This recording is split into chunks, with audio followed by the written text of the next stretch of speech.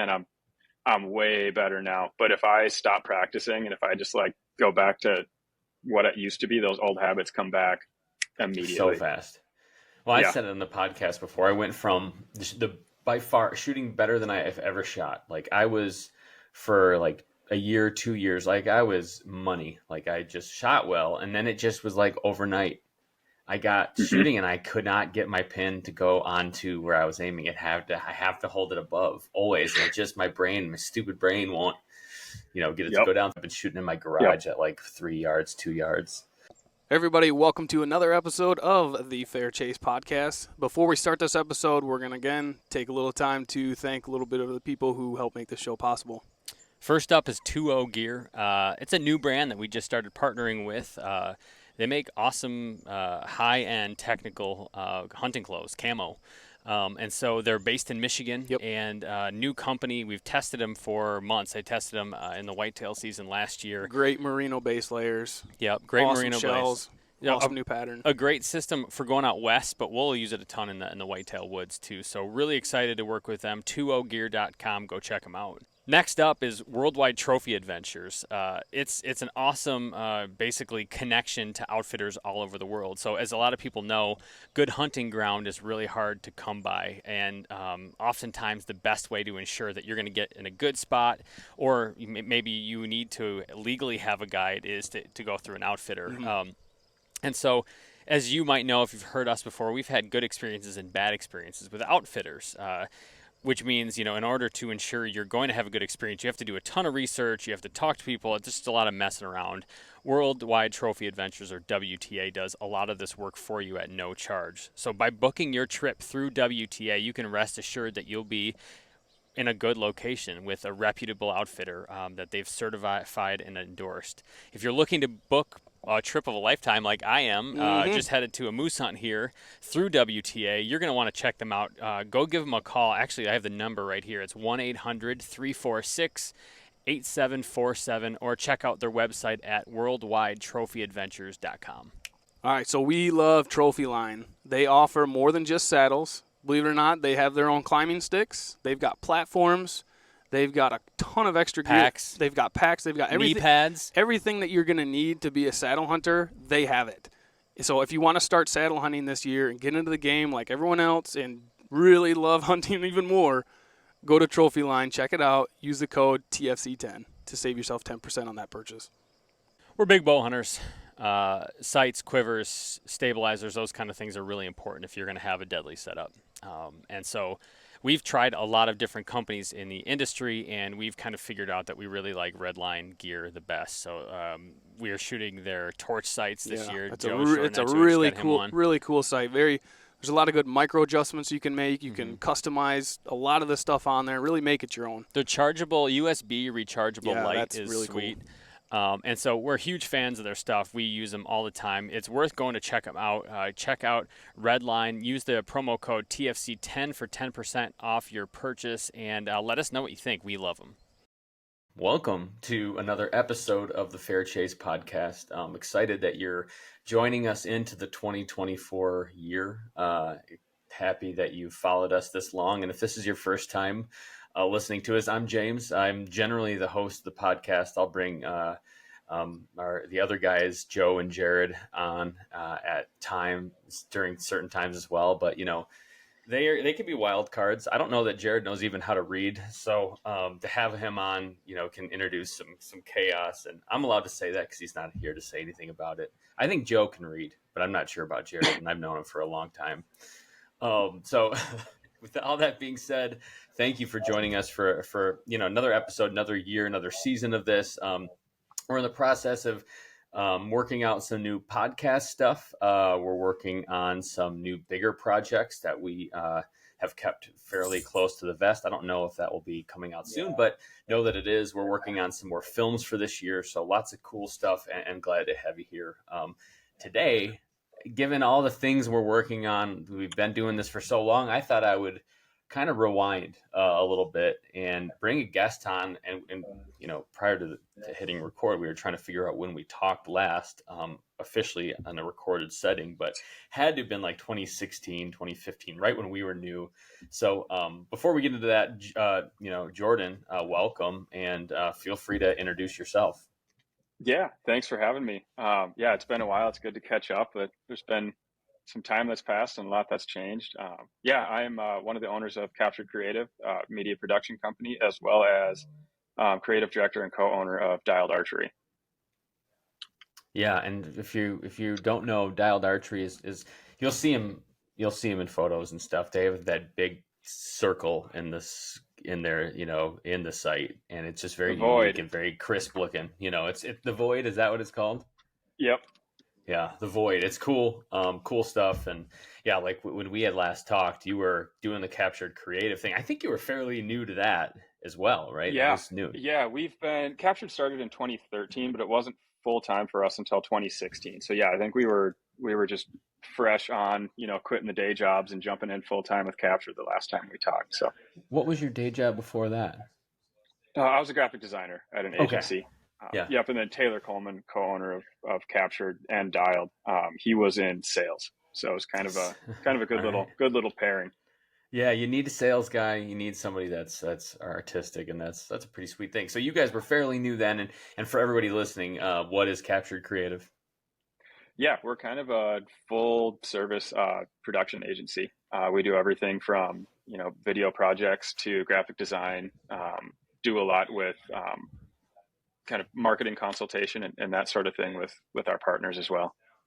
Yeah, very cool. Yeah, and then like you said, you rolled that into starting Dialed, which you know, I saw Scott Backen is part of your crew as well. Is Yep. that right? Yeah, Correct. Yeah. we've had him on the podcast as well, actually, back in his HHA days, Yep. and so that was a while ago too. So it sounds like you guys have teamed up with someone that knows what he's doing at least. Yeah. We really, with Dialed, we built kind of the perfect team. Kind of obviously Taylor and I on the creative end, and Scott with just all of his. I mean, even back when he was getting his start, you know, he started as a bow tech at a store and kind of worked his way up, and he's got, you know, a ton of experience. And then even our engineering team that has come into the fold too is just, it's fun. It's been a lot of fun to start from the ground up, and it's kind of, you know, it's kind of the perfect culmination of people to put together to kind of bring some innovation and bring some new stuff to market. Yeah, it's cool. It's been fun to follow, and it's always good to have a friend that's like a bow tech, you know. Seriously. Like I always need things, and it's not like I can't learn it. You know, I could get a press to do all the things. I just haven't. There's just other things I prefer to do, and so like, you know, to have someone with a bow press that can do your stuff, it's nice, because I don't. All honesty, I don't know how I know how it all works, and I understand that. But like to actually do it, I don't think I could do it. You know.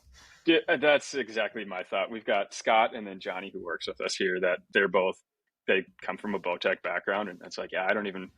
You guys do you. So here's my bow. Here's what I want done with it. And again, not that I don't understand how to make it happen. It's just, when you wear so many hats with different things, it's like, maybe just let the guys who are good at it just keep doing their thing. Yeah. I talk, and so I'll just keep talking, and you can work on my bow. That Exactly. seems to be how it goes. Yeah. Too bad they can't help me shoot it any better, but seriously.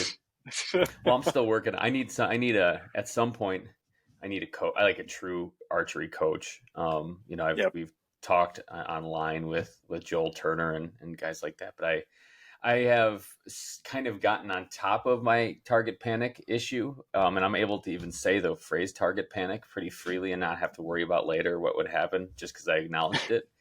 But it's not like it's great, you know. So that's next for me. I'm in the same boat. I tell the guys all the time, like, thank God I'm good with the camera, because like you put a bow in my hands and I have to like go through and I switched to a thumb button a couple of years ago, and that was like absolute changed up the game for me. And I'm way better now. But if I stop practicing and if I just like go back to what it used to be, those old habits come back immediately. So fast. Well, I said it in the podcast before. I went from by far shooting better than I've ever shot. Like I was for like a year, 2 years, like I was money. Like I just shot well, and then it just was like overnight. I got Hmm. shooting and I could not get my pin to go onto where I was aiming. I have to hold it above always. And it just my stupid brain won't, get it to Yep. go down. So like it's been snowing lately, so I haven't been able to go like outshoot. Like I can, but I haven't. So I've been shooting in my Yep. garage at like 3 yards, 2 yards. I only shot through the target once into the side of the garage, but at that point it slows down, it bounces off. But yeah, I mean, so Yeah, hopefully doing a little bit of the blank bail stuff will help me out a little bit too. for sure. Yeah. Yeah. No, it's definitely, I'm way improved from what I was, but it's a constant mindset of just, all right, you gotta be better at this. Yeah. Stop punching that trigger. Dude, I'm so conscious of it too, because like if we post anything of us shooting anything, we'll get a message about, well, you didn't follow through behind, or you, I and no Hmm. one has said, thankfully, no one has said it, but we did this moose film, and like the camera's on me, and there's two cameras running, and this moose comes out, and I shoot a couple times at it, hit it first time, and it drops, it gets back up, and I fire two more shots off, but if you look at the film, and maybe I'm just the one that notices it, but dude, I Yep. punched the trigger and that rifle so hard. I'm just like, at that point, no, I shot, I like it. The shots worked. It wasn't a far Yep. shot or anything, but man, like I was waiting for someone to be like, hey, sweet trigger, like punching their idiot. There's something to be said about the online crowd kind of keeping you in check. Because I remember when we first started, sending a lot of photos to different companies, and like you look in the comment section. I remember it was like the first year we ever sent any photos off, and it was this photo of me at full draw. And I remember it because I knew that I wasn't at full draw, but that photo was, it was when you first start with photography, you learn so much so fast. And it was the only one of the set that like had focus where we wanted it, but my hand was just like, I wasn't all the way back. I wasn't settled into the peep. And of course that's the one that gets posted, and the comment section just lit me up of like, that's not, your hand's not even in the right position. Like your eye isn't level with the peep. And it's like, well, yeah, okay, there's all these reasons why, but also, yeah, like maybe button things up a little bit on my end, and kind of like there's probably something to learn about all that too. Yeah, no, that is approaching that with a lot of humility, and not ever, because sometimes I see it, and I'm like, screw you, man, you're an idiot. You don't know what you're talking about. You weren't there, I know, Uh, exactly. like we just posted, some of what we put out, and I can't take credit for these, but we'll do these memes, right? Just like memes that I can't. I was so against us doing it in the first place, and then we started doing them. One of the other guys that's on our team is like, no, we should do this. People like them. They're funny. I'm like, okay. We did one, and it was like the text was like every dad in the early 2000s, and it was like the clip of what's his face from the Patriot, Mel Gibson from the Patriot, telling his boys to aim small, miss small. So you Yep. put it, and like we get some comments and some messages in, like, actually that was way or around way before the early 2000s, and one guy's like, tell me you're in your early 20s without telling me you're in your early Oh 20s. my gosh. Like, all right, I don't know. I Yeah, whatever. Yeah, I mean, sure, it's great advice, and I should like write it on my bow, because it does help. But I don't Yeah. know, man. We're just having fun. Like, you don't have to rain on Sometimes my I wish I parade. had enough. Yeah, sometimes I wish I had enough free time to be able to take the time on social media and just critique everybody's everything on there. I don't know how people have the time to even like. Yeah, I want to I don't measure know how their you have the time to mental do that. their Yeah. like mental well-being. Like, what Yes. space do you need to be in to just take a dump on everybody online? And people I Seriously. know people who will be listening right now have done it, because you who are listening, you send us comments sometimes. Be cool. Like, just think about it, man. We're just doing our best. We're trying to have a good time. We're just a couple of dudes. I'm not a professional hunter. I can't claim anything like that. We just like to talk about it, and people put up with it for a long time. So that's it. Yep. You know. Exactly. They'll be in this comment section too of Yeah, this that's right. Like, section that's whatever. posted. We'll see you guys in there. Just message Jordan. Tell him whatever you want. He'll respond to every single message That's in a diplomatic yeah. way. I'm used to critique. I work in a marketing space. There's constant critique. So lay it on. That is true. That is, you have to have, and I've noticed, a particularly thick skin for being in video or marketing. We've got our camera guy here, lives right down the road from me, and man, it's like I see the things like he's got to deal with when we submit stuff, and it's like, wow, man, you put your Mhm. heart in it. Like I lived with you for like 12 days, and like you worked on this hard for like 12 days in the backcountry, and now you're like rolling it out and you're like ready to hear people hate on it, man. That like takes this Mhm. thick skin. Yeah, it does, but also it's what makes everything so much better. Like I Yeah. remember I went to school for graphic design, and like it wasn't like a structured like critique wasn't a structured class, but in classes when we'd have to make presentations of, packages of stuff that we would design, like that was a part of it. And it was, man, for the first like year or two, just walking up to the front of the class knowing that you're just about to get grilled sucked. But it makes everything after that so much easier because especially, and not to get too far down a side tangent here, but when you're working in an industry and you've got, kind of these leading edge clients who are in the top of their game, they can't put out anything less than perfect, Right. And as a designer, video editor, photographer, whatever it is, if you're not willing to hear that critique, you're not going to grow. You're not going to get better. We constantly talk about it here. We'll have somebody send feedback for a project, and it's like, seriously, like you don't even know what you're talking about. And then you Right. get into the revisions, and you're like, oh, actually, this is awesome now. So you learn to roll with it, and in the end, it will make it better. It's true. I mean, man, you can't say enough about the value of humility and just Mm-hmm. becoming better every day. I'm not naturally humble. I don't know. Some people I'm sure are in the world. Mm-hmm. I started out like anytime you correct me, I'm going to be mad about it, and I'm getting better. I'm growing. Yep. You know, being in my mid 30s now, I feel like I have to. Otherwise, I'm just going to be that old a hole. And I don't want to be that. Oh yeah. I got Yep. enough relatives that are that. Those are the people in the comment section. That's right.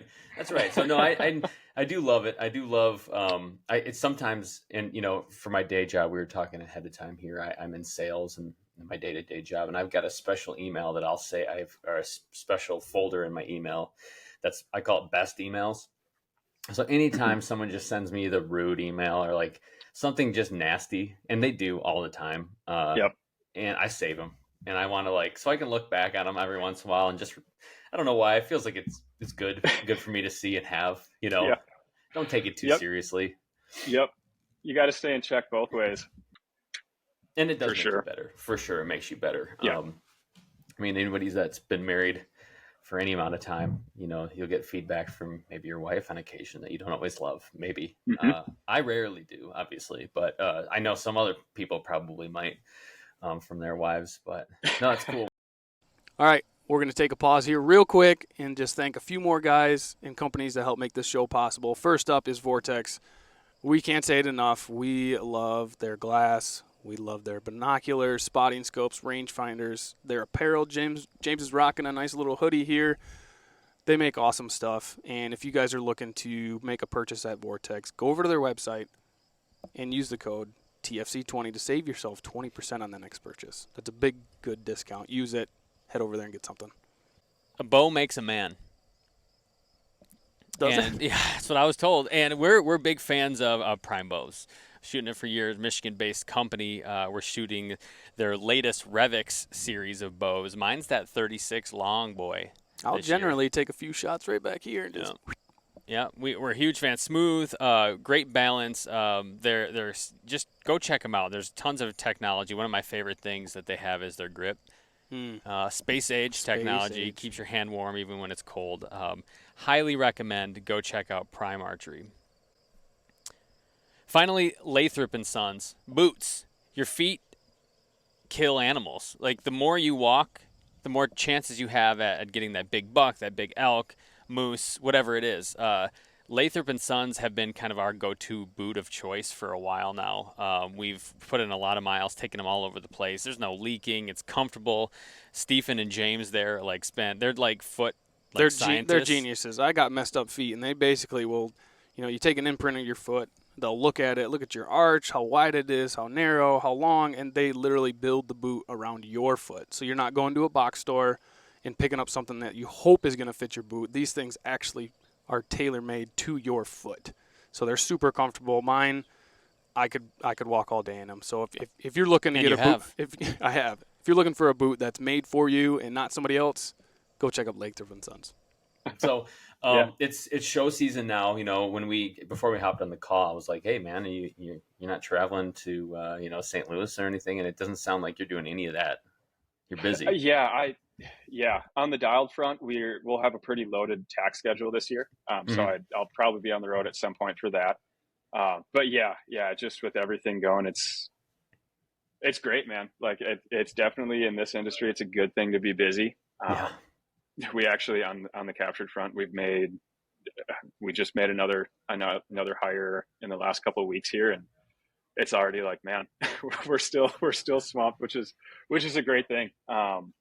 It shows that what you're doing is impactful and people like it, and yeah, like it is fun to get out of the office every once in a while though. So I think I'll probably find myself at a tack or two this summer, and Michigan? uh, maybe, yeah. I mean, honestly, I think we're doing all of them. So yeah, there'll be, if not me, somebody else will be in Michigan for sure Yeah, well, I from our think team. we'll be there. We weren't there Cool. last year. 2 years ago we were. Love it. It's so fun. Yeah. Yeah. And again, great way to, nothing like standing around with a bunch of guys getting ready to shoot a target, pointing out every flaw in your form and technique. So it Dude, gets you ready that way. I wish I was better, but I'll get out there and it's like I've shot for since I was 12 years old. I've shot for so long, like Hmm. longer than like some of the dudes that I'm standing next to have been alive, and I'm still kind of like Yep. self-conscious. I'm like, don't watch me draw or Hmm. release. No one ever taught me. I was literally handed a bow. I wasn't even given a release or sights on my first PSE Nova. Like it was just like my dad was like, "You have to learn how to shoot a bow." I'm like, I don't even think he knew. He never shot a bow. He just like didn't want to get me a release and sights. Yep. He's like, Yep. "So you can learn how to shoot this. We'll get more stuff." And I ended up buying my own bow. But like, I didn't ever learn from anybody. Yeah. There's no Yeah. YouTube. I just kind of started shooting a bow, and that's whatever happened was the way I learned. Yeah. No, same exact here. It's crazy the amount of resources out there now. Like you were saying, Joel Turner, like what he's got going on, and you've got all these guys that are just great teachers.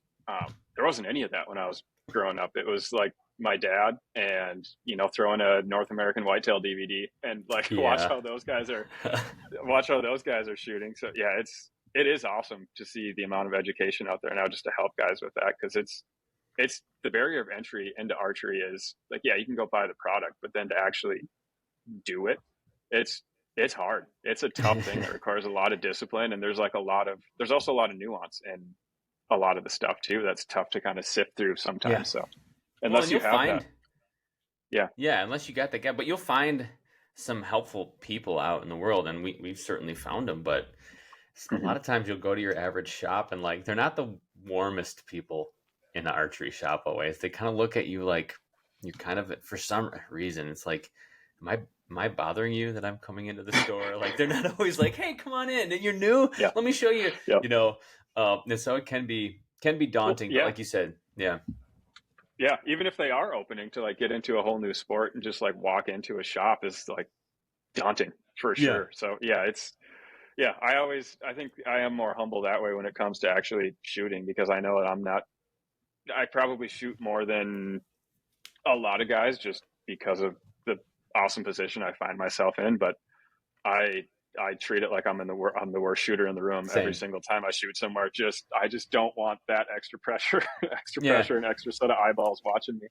Well, and it's like I know the moment it's like some Aesop fable that will come true in real life because like the moment I start acting Mhm. like I know what I'm doing or I'm good, it's like I'm gonna dry fire the bow. I'm gonna do something ridiculously stupid at that point, just to Yeah, it's the Lord telling me, hey, lock it up, sit back down. Yeah, yeah, yep, you're not who you think you are. yeah, That's cool. exactly. Yeah, so Yep, you'll be traveling a little bit. You're not now. You're busy, which like you said, I mean, for any yeah, business is fantastic. Are you yep. guys? I know you got some pretty cool looking sites. You guys developing new product or like how does that go? What's the cycle look like for you guys? Yeah, I mean, we're always kind of, since the beginning of Dialed, it's always just been constant progression. That's kind Yeah, of one of the things that we're trying to drive home, is like, if you're not moving forward, you're moving backwards, kind of a thing. So there's constantly stuff that we're either scheming, actually working on, that sort of thing, just to make our whole brand experience better for everybody, whether that's informative content, educational content, to like hard good products that we're producing. There's always something. There's always something in the works. Yeah, for sure. No, that's cool. So Yeah, it's very cool. And then the Captured Creative side, which is how I kind of found you guys at the beginning, the work you're doing yeah. with Captured Creative. Like, you guys doing shoots for companies or more hunts now, or what do you have planned and what do you got going on? Yeah, a little bit of everything. We ramped up on all ends there. I think the last time we talked to you guys, it was just Taylor and I as a part of Captured, and since then we've got three more guys that we've added to the team, plus some kind of freelancers helping us out on top of that. So Yeah. it's definitely snowballed, and it's been fun. We've learned a lot, and pretty proud of what we're able to put out. So yeah, kind of now is when our kind of fall hunt and content capture schedule will start to come into place, and hopefully by beginning of summer that's locked in, and we'll know a little bit more about where we're going and what we're going to be able to see. It's like and we're doing the same thing. It's like a very exciting time of the year, Mm-hmm. but it's also like, I don't know, it stresses me out, man. I know we got one locked down. I probably shouldn't say it, but I'll say it. We're talking about, we got most likely a goat hunt coming. And it sounds Sweet. like Joe's doing it, which can't say that I'm not super jealous. It's probably headed back to where I got my moose. The whole time I was moose hunting across the creek and like up the mountain, we just watched goat after goat after goat, Billy after Billy, like, and they were right Nice. there. So it's like stuck in my mind. So he wants to go. He's been talking about grabbing his recurve and doing like a recurve goat hunt. So we'll see if that pans out or what. That's Go awesome. for an earlier season, throw on the white suit and do the whole stock up thing. Yep. And then hopefully something else. We're planning some bear hunts in the spring, and I got to start applying. That's where I'm at right now. I never have been a big applier, unfortunately, like other than Michigan where I'm at, where I'll do like elk and bear and all that stuff. I've done like over the counter, and it's time. Oh, and everybody that's listening probably knows it's getting harder and harder to get those like over the counter tags and where it's worth hunting. And so it's like, dang it, I got to go figure out how to apply. And we're looking at, even like Worldwide Trophy Adventures has like a tags program that they'll help kind of you apply, and then if you draw, then you pay, and it's kind of a cool program. So we're looking through that kind of stuff. But it's planning season right now, which is good, I guess. Yeah. No, that's just it too. Is the past couple of years, it's been so crazy on just personal business front that I've hunted exclusively Minnesota and North Dakota a couple of the years, but now it's like, like I'm not that I'm getting too old, but like you're kind of like looking at the runway that you've got left to do some of these adventure hunts, and it's like, man, if I don't start applying now, like that's probably not going to happen. So the next couple of years, I definitely want to get more aggressive on just coming up with a plan of what do you want to do and back in from there. You guys do pretty well where you live, though. I mean, I follow you, and you shoot a lot of good deer there. Yeah, Minnesota is maybe a little bit of a sleeper state that way, depending on zone. And it's like any other whitetail state; it's all about access. But yeah, our team has done really well the past decade or so of just getting on solid deer and making it happen. So it's fun. Yeah, I was on a couple year dry spell, but finally got another decent buck on the ground this year too. So that was fun. Nice one. Yeah, that was cool. Good pictures too. Yeah. It's like you did that for a living or something. It's, I don't know. There's always, if you're hunting and you're part of the Capture Creative team, there's always strings attached in the fall for sure.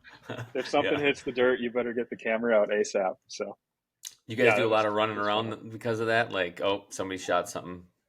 Yeah. There's like Hunter Rude, one of our photographers in southern Minnesota. It's like all fall. He's either in a tree or, somebody that's close to our team lucky enough to shoot one, and it's all hands on deck with cameras from there. I follow him. I didn't know he was with you guys. He does a good job. Yeah.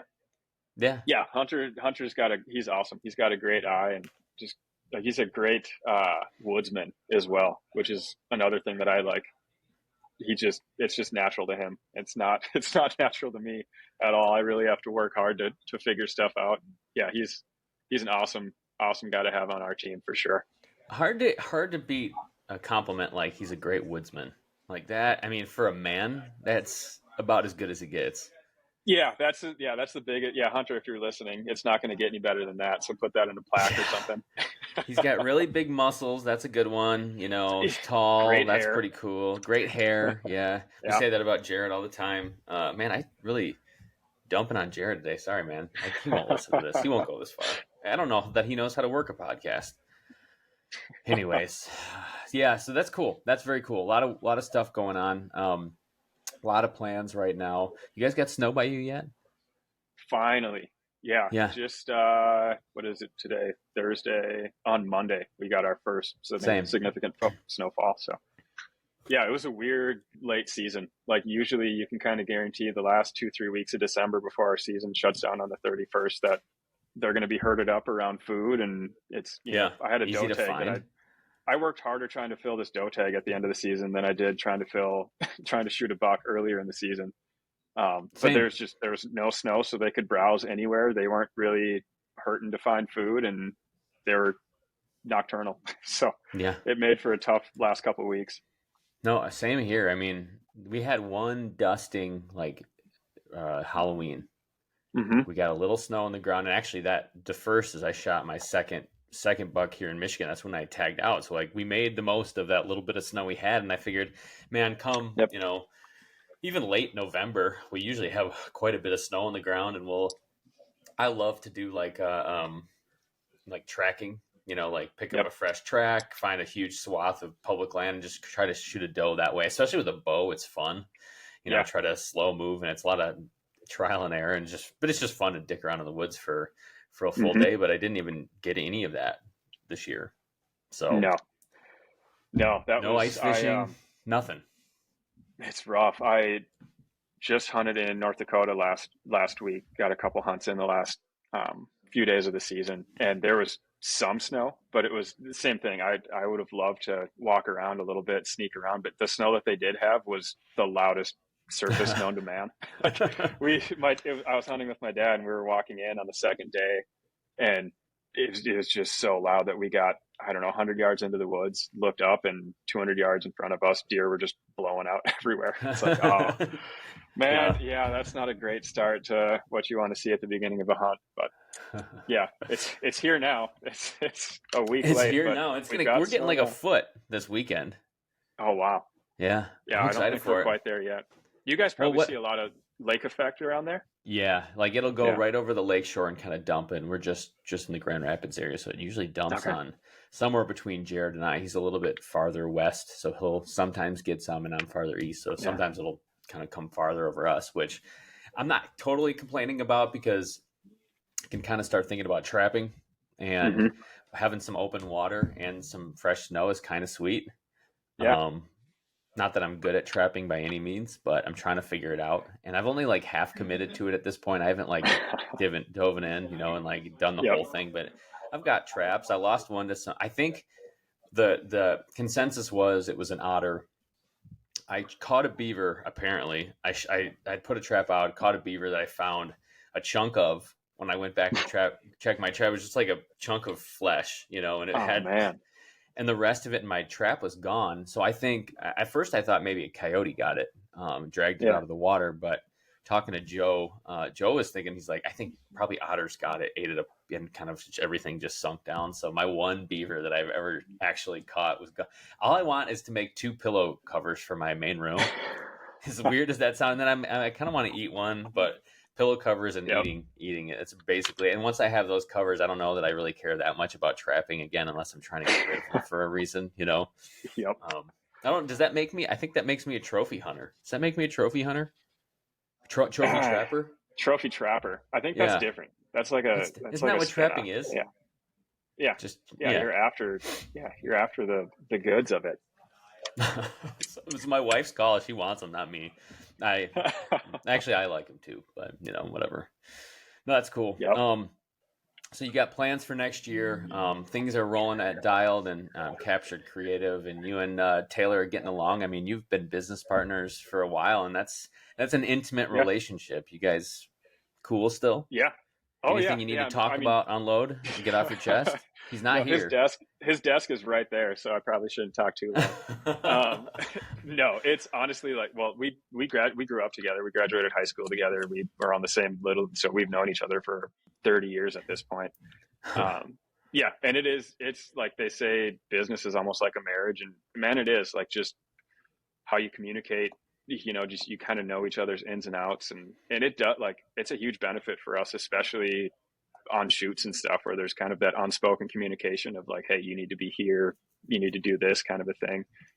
Launching straight into dialed where we know our strengths, we've worked with each other for so much that it gets rid of a lot of that kind of just the learning phase of a business Yeah. relationship, especially. Yeah, we've seen it. My brother's on our team, and Jared. So my brother is younger than me, so he just listens to whatever I tell him to do. Actually, he will listen to this podcast, and he knows that's not true. And Jared and I have the same deal. Like, we went to high school together. We met each other in 7th grade. So, I mean, been playing sports together and everything else. We were actually, and I don't know that I've ever talked about this in the podcast, we did a lot of other sports, but we decided our junior year to join the tennis. Was it junior year? Junior year or sophomore year? Sophomore year. We decided to join the junior year. It doesn't even matter. I don't know. I'm putting. We decided to join the tennis team.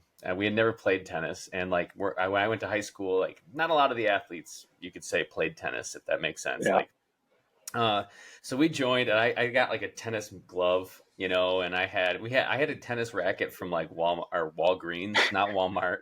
Like, Nice. it was a disaster. I would wear armbands and headbands, and we were just a disaster. But Jared was actually with another guy. We had split up because it was really 3 of us decided to play tennis together. We wanted to be doubles. So me and my buddy got together, and Jared got stuck with somebody else. So he always was kind of in the worst situation. And I don't want to like, just dump on Jared, but I was first singles or first doubles, and I think he was second or third, which means inferior athlete. What do I say? I mean, that's the takeaway, I think. Yeah, that's right. I can say you dominated. We crushed him. I would crush him again and again. I had a tennis glove. No one else has a tennis glove because they're not really made for tennis. But you find one for racquetball and you use it for tennis, and it becomes a tennis glove. And it's a shot across the bow at everybody else on the other side of the net too. Oh, they man. see you putting that glove on. It's like I go Game real over. slow, and you just you snap it on. Like, it's like, holy cow, I've never seen that before.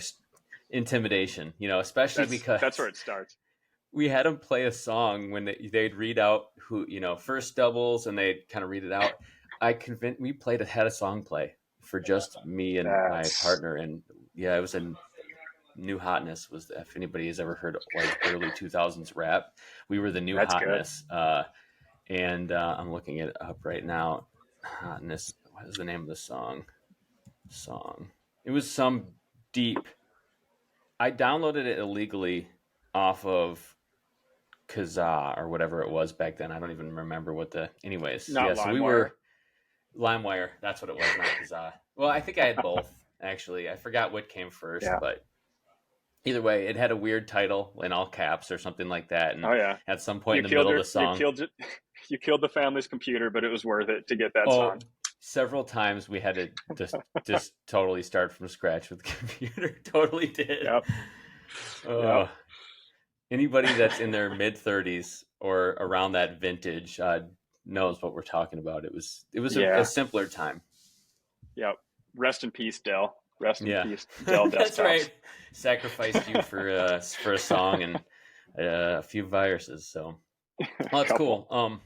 So like you said, you've got plans, you got things rolling with you and Taylor, stuff like that. It looks like you're going well. And looks like you got, what are those climbing sticks behind you?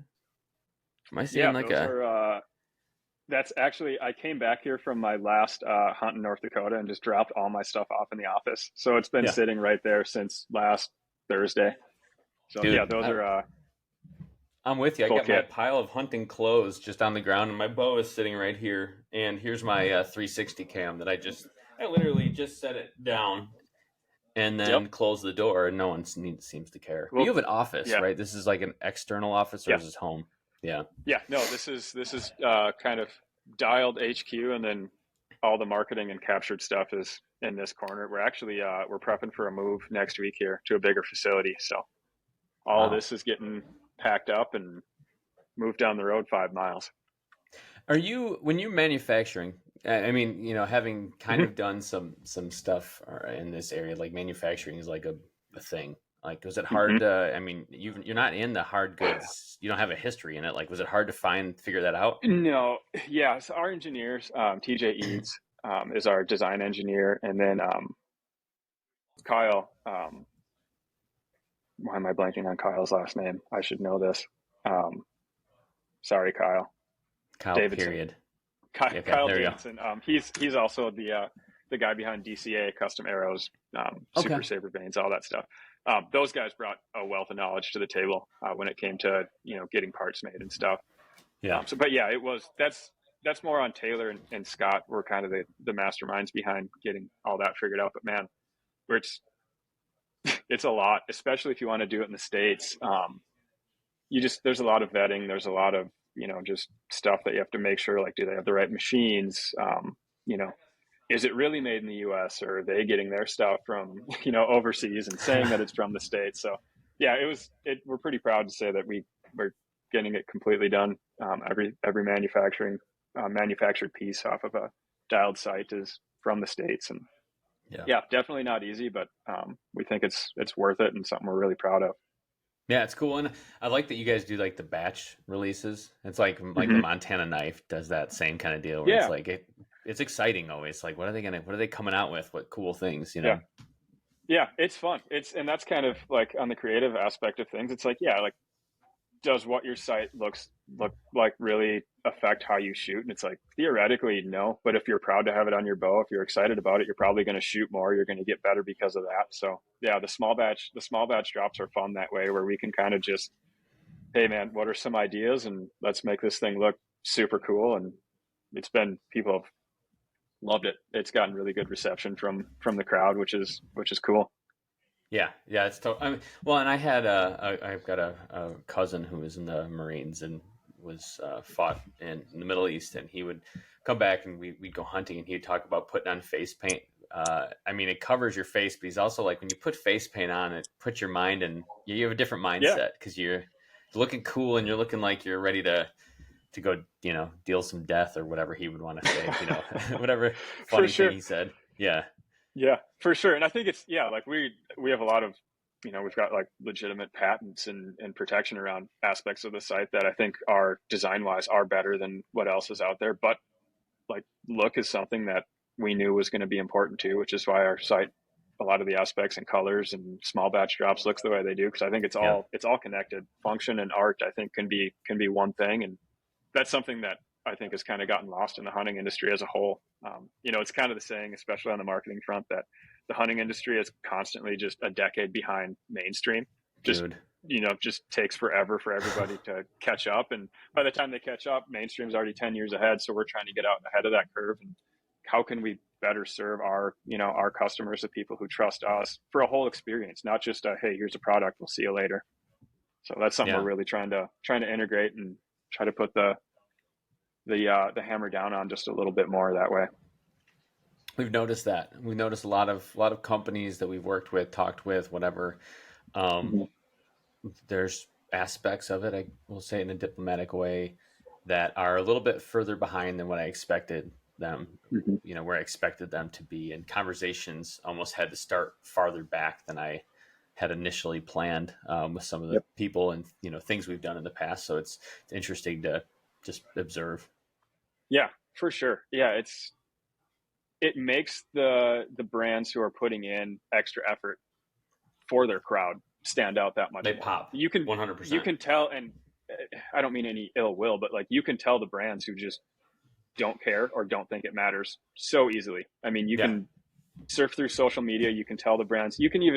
Sometimes you can even walk through a store and look at products of companies who it just doesn't, like, there's just either there's not a lot of know-how or there's not a lot of effort being put forth. And that's something that we felt passionate about. Like, hey, I want to build this as an experience that people are going to be excited to be in our corner, excited to, rep the product. And if they're going to spend their hard-earned money on a product that we're putting out, I want them to feel super excited that they can do that. And, that we can support them more than just, hey, here's a product. We'll see you later kind of a deal. So bare minimum. Well, and it's like, man, you spend what now with bows is like $2,000. I'm looking at, I've got a carbon bow, and you got some carbons, and Hoyt and Matthews behind. Like, it's like almost a $2,000 bow, all said and done. Like, it really is. And it's like, you want it to look cool. I mean, you spend a ton of money on it, and they're like, it's like, our bow guys, like, you care about how your bow looks. You just do. That's just like a car guy would. It's just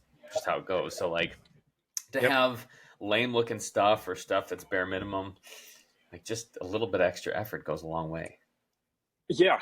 I mean, it's so much has changed in the last 10 to 15 years, just with social media and just with the speed of like information, the speed of content getting out there, that there's not really, in my opinion, there's not really an excuse as to why a brand wouldn't push. You know, like to rest on your laurels and just kind of hang your hat on what's been done in the past isn't going to grow your brand. And that's something that we're really pushing for. Just you will to die constantly if you do that. Yeah. If you're not moving forward, somebody's going to take your place. Yep. It's free market, baby. So, that's how it works. Mm-hmm. Good old capitalism. Gotta love it. Right. And you know it firsthand because you're always fighting against that, having your own business like that. It's that mindset. Yeah, we always kind of joke around here, like, man, do any of you guys have like a rich uncle that you like could tap into for this stuff? It's like, no, I think it shows, like, the guys who are hungry, you cream rises to the top that much more. You figure it out. You have just like you're pushed to. It is the beautiful thing of capitalism. And I just want to throw it out there. The Fair Chase is a pro-capitalism podcast. I don't know if we've ever officially taken a stance, but just consider this: we are pro-capitalism and free trade, free market. We're all for it. So just now that everybody knows, good. Same on this end.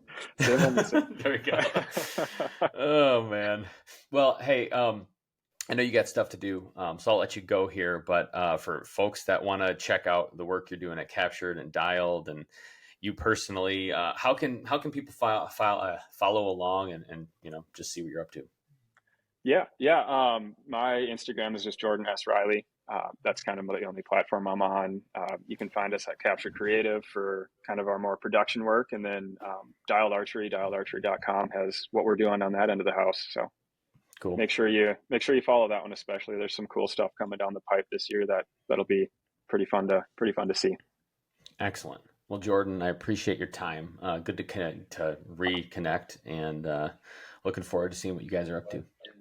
Yeah, thanks for having me on. I appreciate it. Thanks. Hey everybody, thanks for listening to this episode. We really do appreciate it. If you want to go on to any kind of social media platform, give us a like, share, subscribe. It'd really help us out, keeps the train rolling.